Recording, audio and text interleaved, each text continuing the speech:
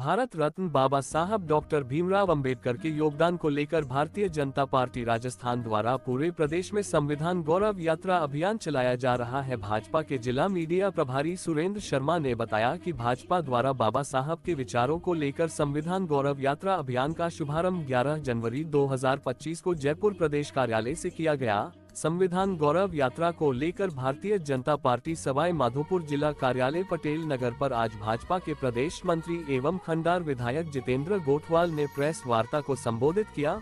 उन्होंने बाबा साहब अम्बेडकर की जीवनी पर प्रकाश डालते हुए कहा कि कांग्रेस सरकार शुरू से ही बाबा साहब की विरोधी रही है। बाबा साहब ने जब अपने राजनीतिक जीवन का शुभारंभ किया तो बाबा साहब ने सर्वप्रथम महाराष्ट्र से चुनाव लड़ा और उनका राजनीतिक चुनाव में विरोध करने वाला अगर कोई व्यक्ति था तो वह कांग्रेस के बड़े नेता थे। उन्होंने कांग्रेस पर आरोप लगाते हुए कहा कि कांग्रेस शुरू से ही भीमराव अंबेडकर एवं दलित समाज की विरोधी रही है।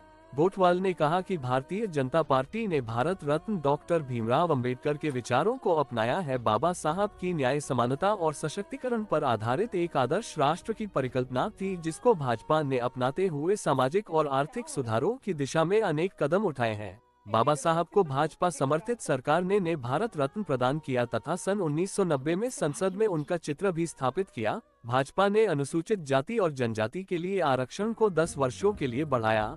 भाजपा ने जम्मू कश्मीर से धारा 370 को हटाकर वहां के नागरिकों को समान अधिकार प्रदान किया, जो कि अंबेडकर के दृष्टिकोण के अनुरूप था। भाजपा सरकार ने 26 नवंबर को संविधान दिवस के रूप में मनाने की परंपरा शुरू करी। भारत रत्न बाबा साहब की 125वीं जयंती के अवसर पर रू 125 और रू 10 के स्मारक सिक्के जारी किए गए, जो राष्ट्र निर्माण में उनके योगदान को चिन्हित करेंगे। कांग्रेस हमेशा से ही अंबेडकर की विरोधी रही है। उन्होंने सामाजिक एवं राजनीतिक जीवन में सदैव बाबा साहब को कमजोर करने का प्रयास किया है।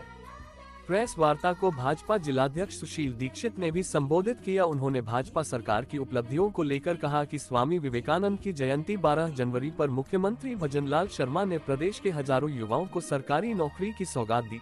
भाजपा की सरकार मुख्यमंत्री भजनलाल के नेतृत्व में प्रदेश की पहली ऐसी सरकार है जो लगातार युवाओं को रोजगार उपलब्ध कराने का काम कर रही है। दूसरी ओर कांग्रेस की सरकार थी, जहां पर युवाओं को रोजगार का अता पता नहीं था, बल्कि कांग्रेस नेता मिलकर पेपर लीक करते थे। राष्ट्रीय युवा दिवस पर 30,000 करोड़ रुपए से अधिक के 76,000 कारों का लोकार्पण और शिलान्यास किया गया। मुख्यमंत्री ने रविवार को जयपुर के बिरला ऑडिटोरियम में सरकारी नौकरी में चयनित युवाओं को नियुक्ति पत्र प्रदान किए। इसी क्रम में प्रदेश के समस्त जिलों में भी रोजगार उत्सव का आयोजन हुआ, जिसमें युवाओं को नियुक्ति पत्र प्रदान किए गए।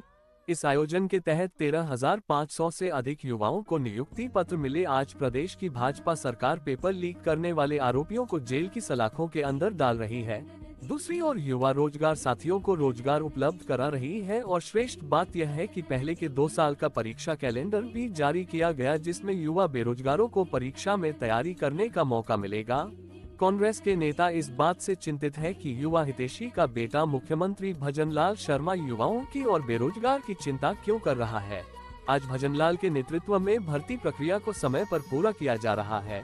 प्रदेश में नई खनन नीति एवं पर्यटन नीति से भी प्रदेश में लाखों युवाओं को रोजगार मिलेगा। सरकारी नौकरियों के साथ साथ भाजपा सरकार युवाओं को निजी क्षेत्र में भी रोजगार के अवसर पैदा कर रही है। मुख्यमंत्री ने गैर सरकारी क्षेत्र में 6 लाख नौकरी देने के वादा किया है। भजनलाल ने 1 साल में ही संकल्प पत्र में किया 50% वादे पूरे किए हैं। राजस्थान की जनता मान चुकी है कि भाजपा सरकार जो कहते हैं वह करते हैं और जो करते हैं वही कहते हैं। गौरवतल है कि भाजपा की यह संविधान गौरव यात्रा प्रत्येक जिले में मंडल एवं बूथ स्तर तक पहुंचेगी और बाबा साहब के विचारों को जनता के बीच रखेगी। प्रेस वार्ता के दौरान संविधान गौरव यात्रा के संयोजक चंपालाल मीणा, जिला उपाध्यक्ष बलबीर सिंह राजावत, जिला कोषाध्यक्ष दीनदयाल अग्रवाल, बजरिया मंडल अध्यक्ष नीलकमल जैन, मंडल उपाध्यक्ष प्रणव गौतम, सुधीर शर्मा, फिलहाल खान उपस्थित रहे।